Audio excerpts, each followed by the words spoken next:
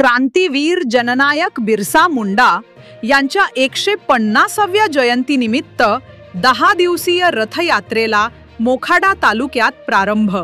जनजाती विकास मंच मोखाडा यांच्या आयोजनातून आज क्रांतिकारी बिरसा मुंडा यांच्या 150व्या जयंतीनिमित्त प्रथमच मोखाडा तालुक्यातून रथयात्रेला प्रारंभ करण्यात आलाय। या प्रसंगी वीर बिरसा मुंडा यांच्या 13 वचनांचे भारतीय नागरिकांनी अवलंबन करावे असे आवाहन परमपूज्य श्री भारतानंद सरस्वती अखिल भारतीय संत समिती महाराष्ट्र राज्याचे महामंत्री यांनी केले।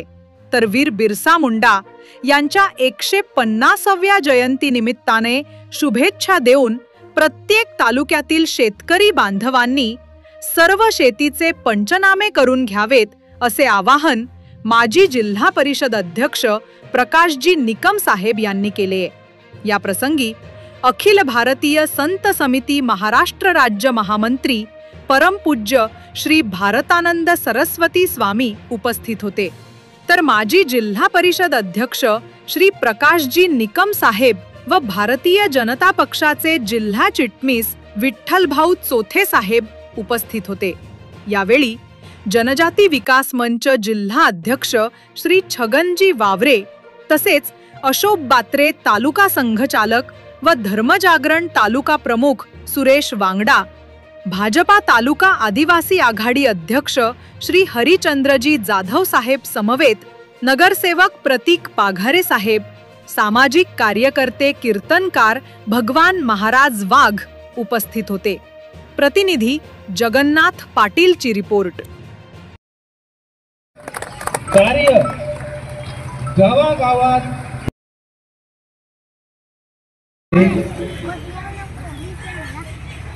कानात हिरुजी कानात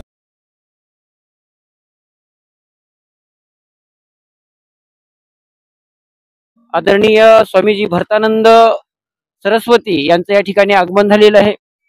स्वामीजी, आपण भगवान बिरसा मुंडा 150वी जयंती रथयात्रा या संदर्भामध्ये आपण काय म्हणाल?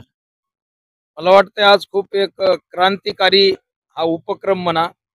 खरं पाहिलं तर यापूर्वीच व्हायला पाहिजे होतं।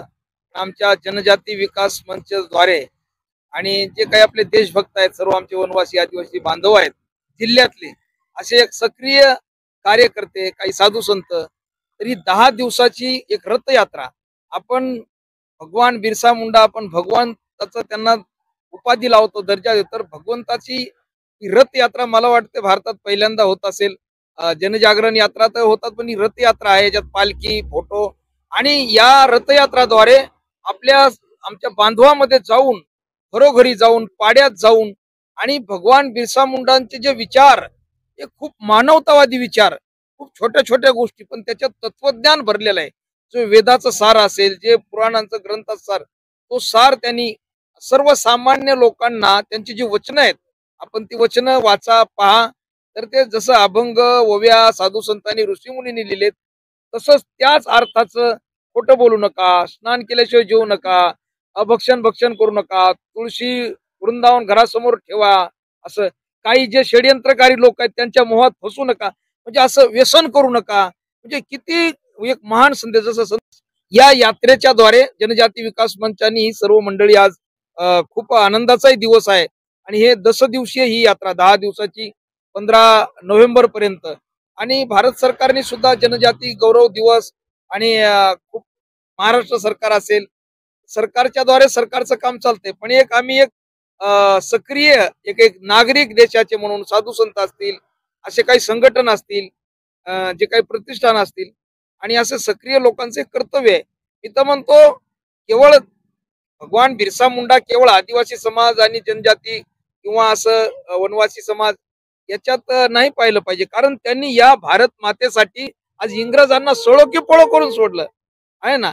तर हे राष्ट्रपुरुष आहेत ही माणसं, तर आपलं कर्तव्य सर्वांचं की अशा महापुरुषांच्या नावाचा जयकारा करणं, किंवा त्यांचे विचार आताच्या नवीन पिढीमध्ये आणि सर्व समाजामध्ये पोहोचावेत, आणि खऱ्या अर्थाने त्यांचे विचार ज्या दिवशी पोहोचतील ना घराघरात, तर खऱ्या अर्थाने भारत विश्वगुरु होईल।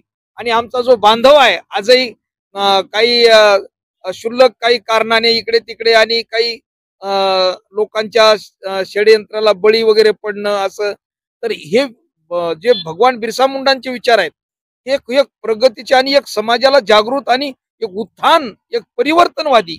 तर मला वाटतं आता 10 दिवस बोलायचंय. आता इथे कार्यक्रम आहे, मी सर्वांना, आता ही सर्व मंडळी उपस्थित झालेली आहेत.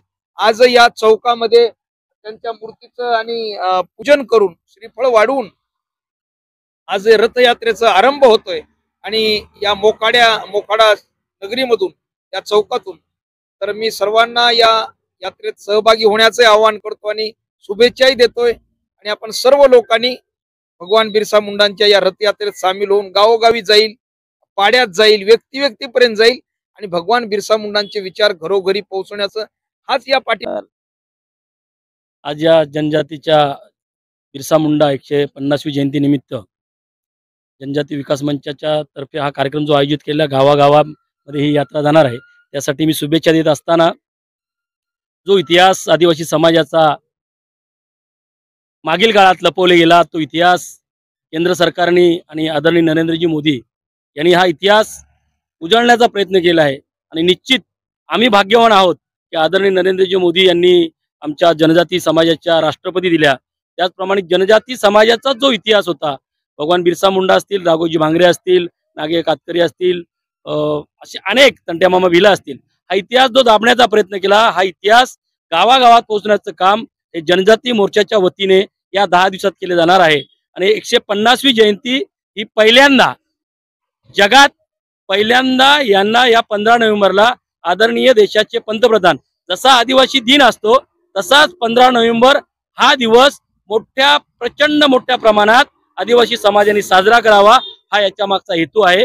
मी पुनश्च एकदा या यात्रेला शुभेच्छा देतो. आणि आपण जो प्रश्न विचारलात त्यासाठी आदरणीय या राज्याचे मुख्यमंत्री देवेंद्रजी फडणवीस यांनी गावागावात जाऊन, आणि आम्ही सुद्धा कार्यकर्त्याच्या माध्यमातून आता ज्या मीटिंग घेतल्या, तर प्रत्येक कार्यकर्त्याला, आपल्या आदिवासी जनजातीचे कार्यकर्ते असतील, भारतीय जनता पार्टीचे कार्यकर्ते असतील, गावागावातले पोलीस पाटील असतील, सरपंच असतील, ग्रामपंचायत सदस्य असतील, या सगळ्यांना आवाहन केलं आहे की ज्या ठिकाणी तलाठी येतील, ज्या ठिकाणी कृषी सहाय्यक येतील, त्यांनी आपल्या पद्धतीने ते पंचनामे करून घ्यावेत, जेणेकरून सगळ्या शेतकऱ्यांना हा लाभ मिळावा आणि सरसकट पंचनामे करावे, अशा प्रकारचे मी रथयात्रेला प्रारंभ केला. आपण बघत आहात इंडिया न्यूज 28 जगन्नाथ पाटील.